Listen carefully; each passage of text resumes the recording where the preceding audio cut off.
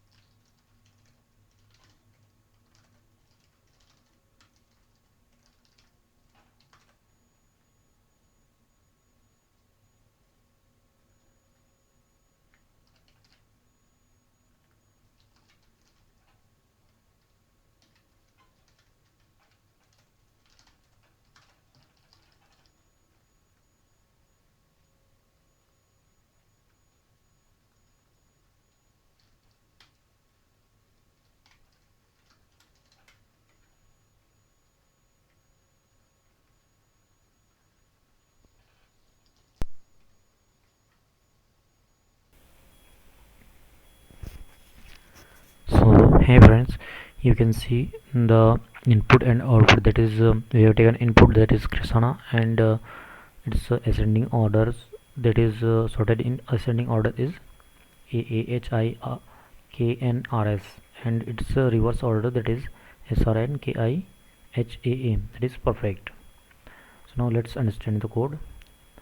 Same as Python code, here you can see that is we have at first we have created a scanner class object, that is SC, and after that this is simple statement to take input as a enter a string. Now we are getting here a user input as a string in str variable, and here from this str variable we are splitting this string into a character of array, but each character will consider as a string. So each character will consider as a string, and it will be stored into a string array, that is str array variable. Now next line, arrays dot sort of str array. This function itself sort the string array in ascending order and does not return any value. So in place this arrays dot sort method sort the array in ascending order.